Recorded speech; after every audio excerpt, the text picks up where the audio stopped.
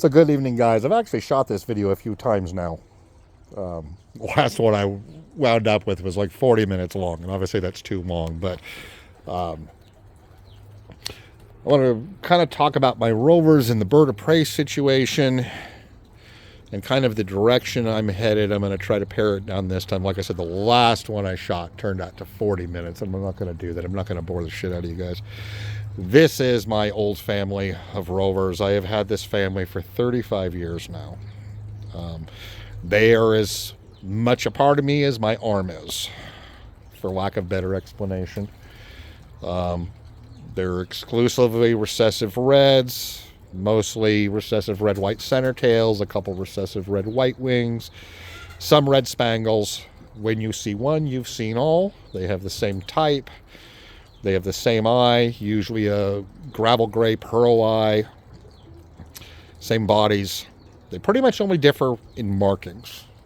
This hen over here does have one bull eye. She's kind of the odd girl out. But this is my main family. I've had them for, like I said, for over 35 years now. And it's my rovers I'm going to talk about today. This family of rovers, I was entrusted with them by a very good friend and a longtime breeder. He had 60 years into him. And as he got older, he entrusted him to me, and I promised back in those days that I would always maintain his family, keep his family. I had a couple of other people do that too with me. So as a result, most people don't know, I've probably got 80 pair of rovers here, stock birds. At least 80 pair. I'm to the point I don't even count them because I've got so many. And most of them, they're birds that were left to me. They're families of pigeons that old timers and close friends basically said, hey, I have to quit. Will you keep my pigeons for me? I have one family of birds here. I had a friend that went on hiatus from breeding rovers 20 years ago, and he said, hey, I'm going to breed them again someday. That was 20 years ago. They're still here. Because I just do my best to keep my promises in that regard and keep people's birds intact. So this is a very old line of pigeons. They are 100% pure. And like I said, it is my family. They are as much a part of me as my right arm is, or my leg is, or my head is, or my eyes are. They will be with me until the day I die. And hopefully before that day comes, which, you know, I don't have bad health or anything. I have bad habits, but I don't have bad health. I am in pretty good health for a gray-haired guy who smokes and works in the mining industry and has a little bit of breeder's lung at this point. I can feel it. I've talked about that on some other channels and comments on breeder's lung.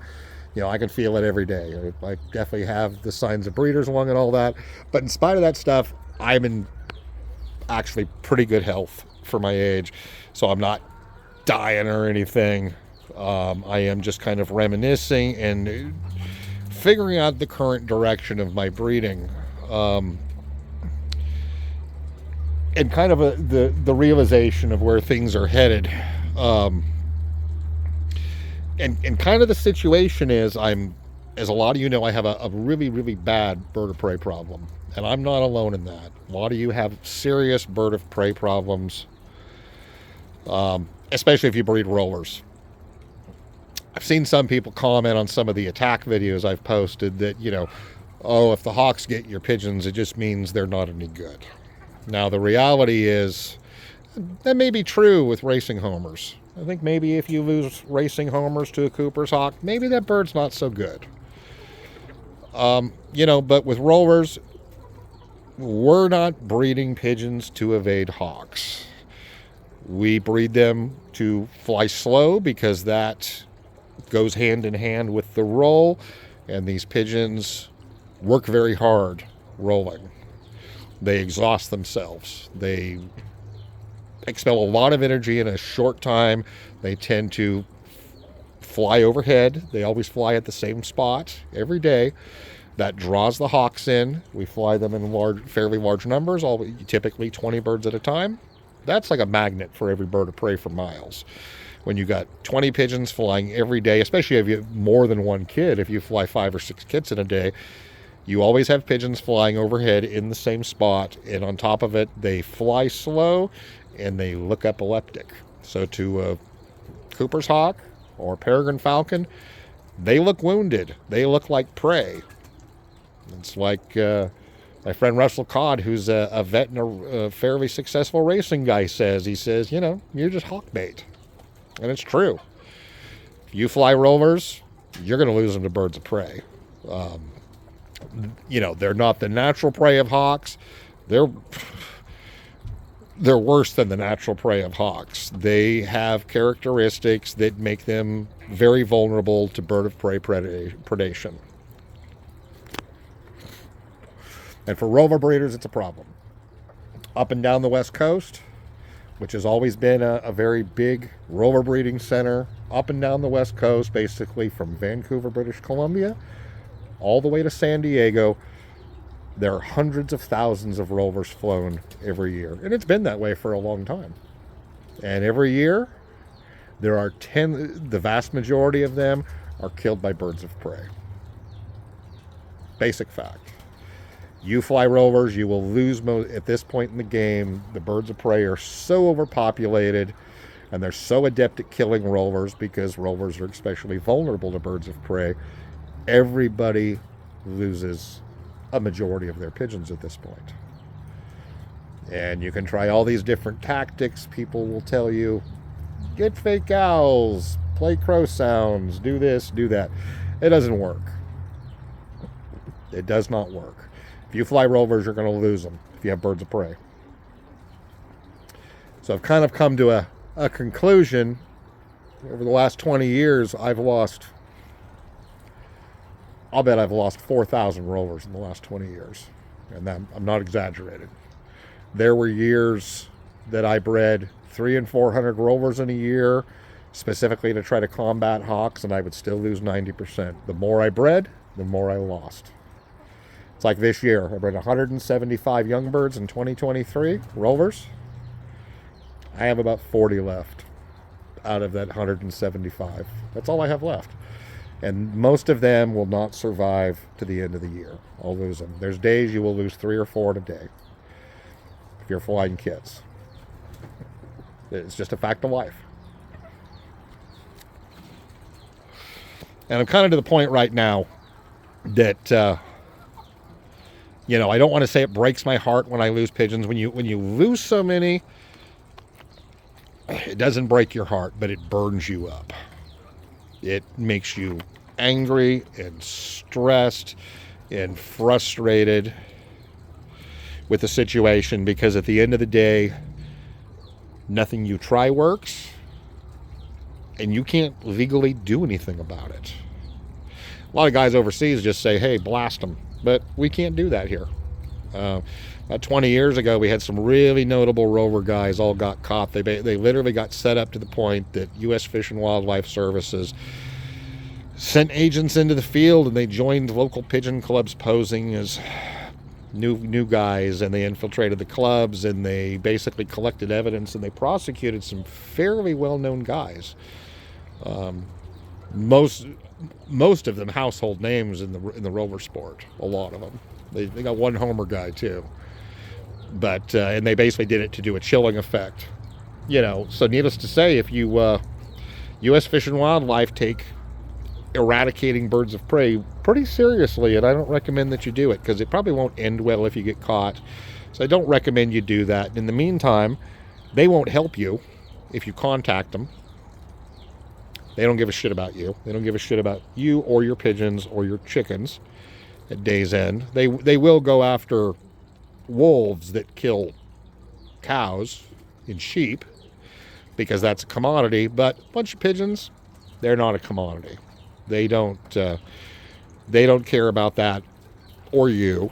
They will not help you. And in the meantime, nothing you do, fake owls, recordings, fake crows, none of that stuff works. Shiny objects, none of that stuff works. and you've seen it proven here. I've done a couple videos where I've done the fake owl thing and the shiny, still got the shiny objects up here. It doesn't work. And the problem is, most guys right now, their response of most rover breeders right now is, hey, just breed more birds and try to save more that way. And I'm here to tell you, it doesn't work. There's studies out of the UK where one pair of peregrine falcons killed over 200 racing homers in a year. And that was just documented by the bands they found. They probably killed more than that, but those were the bands they found. They found over 200 bands from that year in a single nest. And I'm sure that pair of peregrine falcons, there were probably other places where there were probably bands that weren't recovered, and there were probably pigeons that were unbanded that were killed, and there were probably other types of birds that were killed. So one pair of peregrine falcons, in order to counter that one pair, you'd probably need to breed over 300 rovers a year just to counter one pair. He thinks he can get out over there.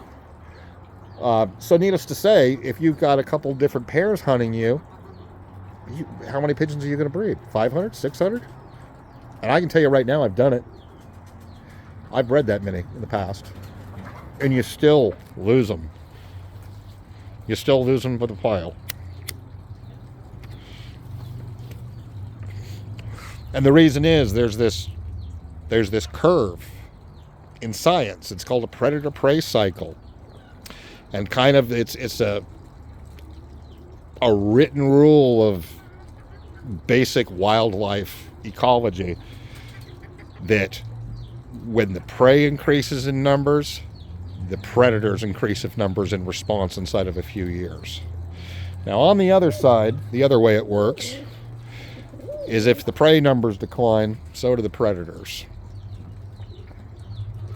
So here's kind of the bottom line. It's a really hard pill for me to swallow. Is I've decided, at least for the moment, I'm not going to fly any more rovers. I'm going to finish out my young birds this year. Next year, I'm not going to fly any. I'm not going to continue to feed the birds of prey. Not only from a scientific standpoint, because all I'm doing, I'm just feeding the hawks. That's all I'm doing. And that's probably all you're doing also. If you have a bird of prey problem, you're just feeding them and you're letting them multiply. And as a result, you have more and more birds of prey, which in turn kill more and more pigeons. And the other aspect of it is, it drives me nuts. It really does. I mean, I can't do anything. So when I lose birds, you don't see it on videos, but I throw things. I break things. I throw things. I throw feeders around. I throw feed cups around when I lose good birds. It makes me angry, and it really jacks my stress level up and makes my blood pressure go up. And I just don't want to do that now. And the other thing is, like I said, there's a very old family of pigeons. And I promised my forerunners that I would maintain these. And the way things are going with the high losses, I can't do it. It's making it difficult. I'm not able to maintain them the way I should because I'm just feeding entire generations to the birds of prey. And they're killing an entire generation off. And then I do it again, and I do it again. And every now and then I'm able to save one or two. And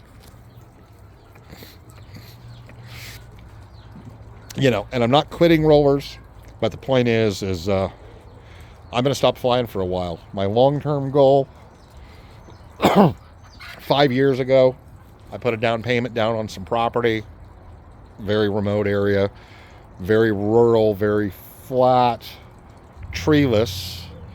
Treeless is the big key here. And I'm quite fortunate. I put it down. I got an owner carry, and it's paid off now. I own it, lock, stock, and barrel.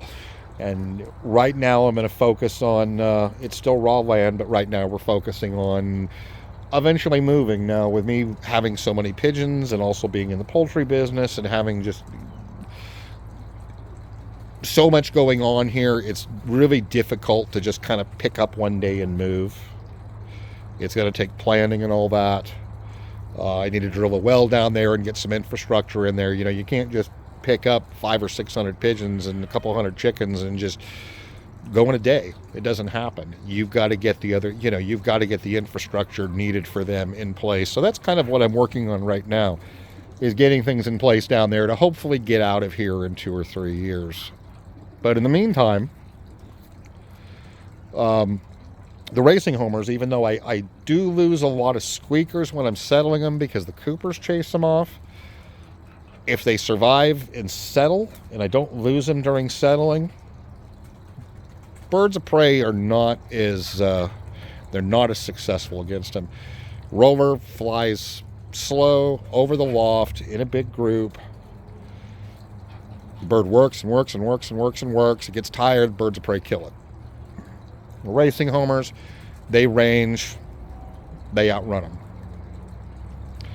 It's not the same. So the racing homers have been far more successful against the birds of prey. And the time I've had the racing homers, even though I've lost a lot of birds at settling, I've lost very, very few that were verified bird of prey kills. Only 2 or 3.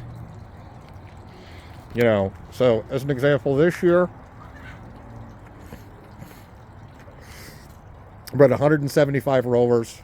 I have probably 40 of them left. It's not even the end of the year. We're talking 2023 birds. So there's already over 130 of them gone.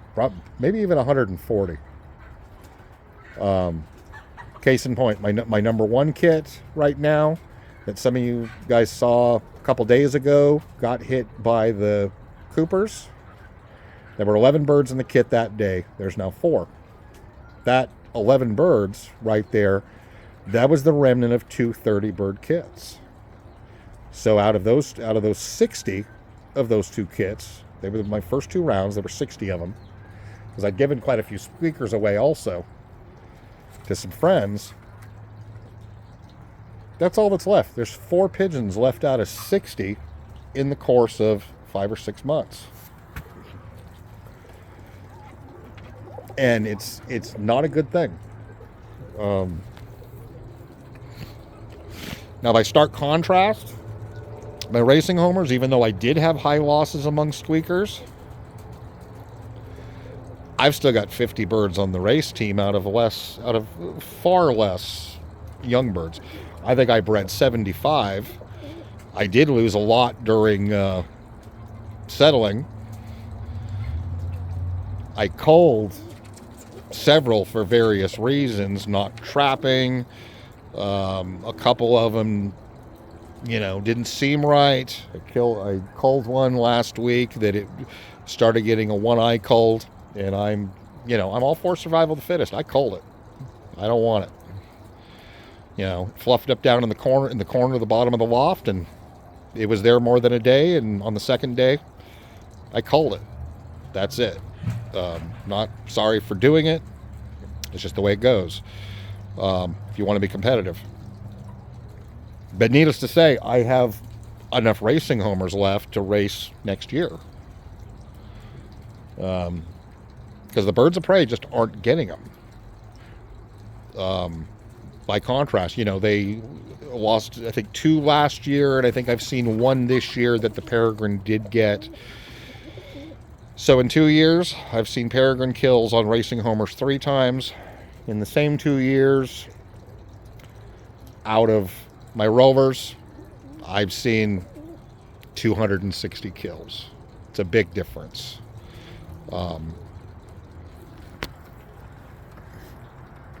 It's a huge difference. It's not even the same. And the difference is with the racing homers, we're breeding for something different. We're breeding for birds that will return home as fast as possible and for having the highest intelligence possible and for surviving the most adverse conditions.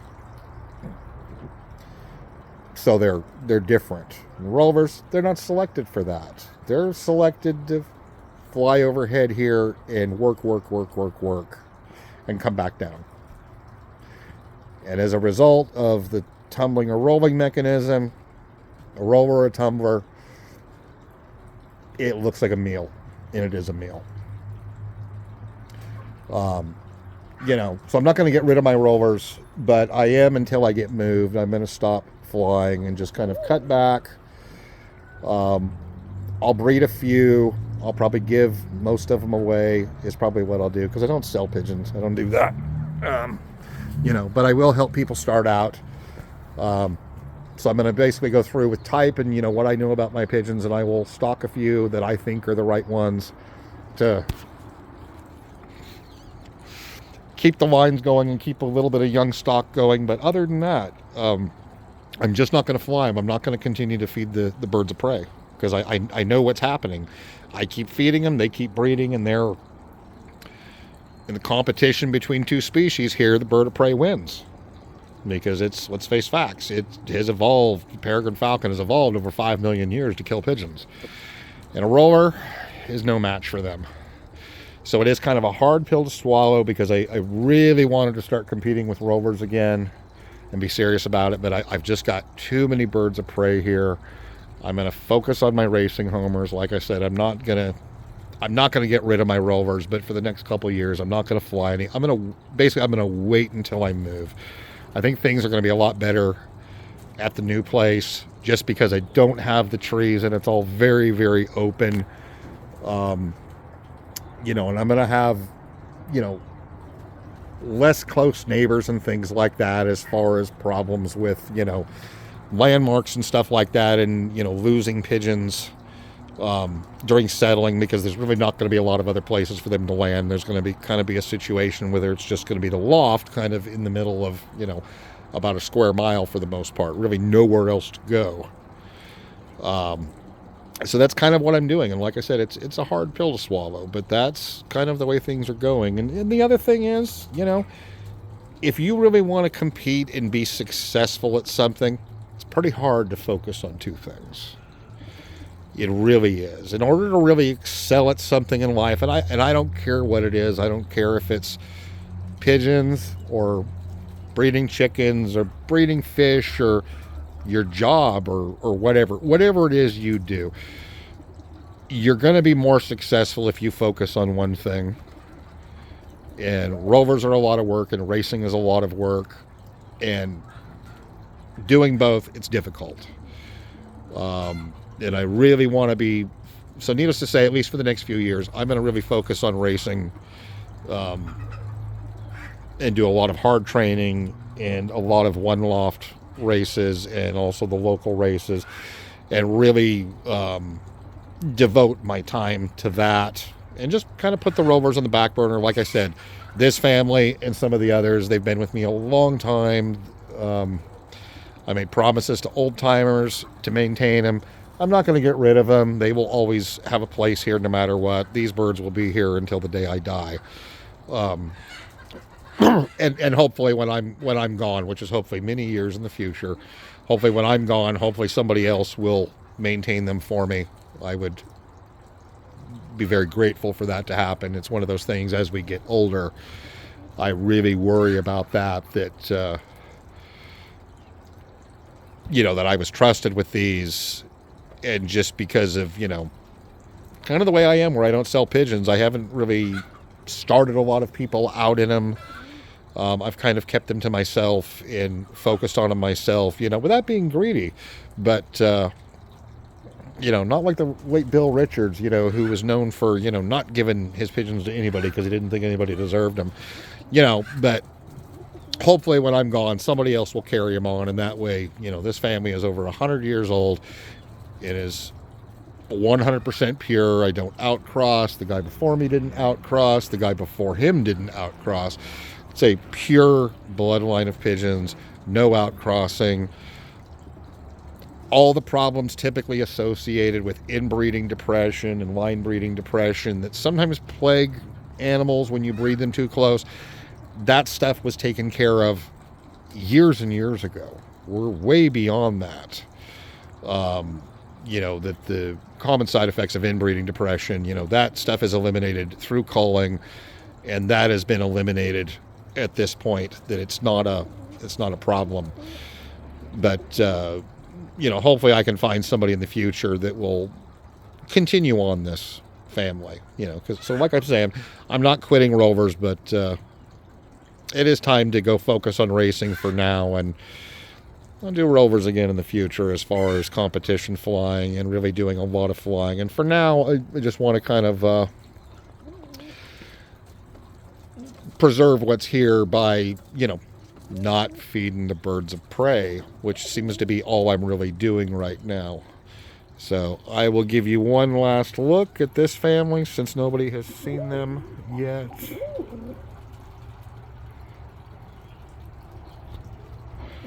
And like I said, you see one, you see all. They're like little peas in the pod apart from the markings. Everybody's recessive red. Everybody's gravel-eyed. Same type, same head, same beak. She's got a bull eye on one side because she's got more white. But so one last look at them in this video. But that is it, guys. I just kind of wanted to kind of cover that just making that big change in direction right now that I seriously contemplated going back to competing with rovers again in the World Cup. It's just the hawks are too bad where I'm at, and I've got to make a change of location in order to do that. And I'm not going to sit here and continue to waste my pigeons this way. So for me now, from here, I'm going to fly out the last of what I have in the way of rovers, and after that, no more kit birds for a while. I'm just going to focus on racing. So that is it, guys. I know it's been a long video, but it was just kind of a necessary thing to talk about. That's it. See you next time.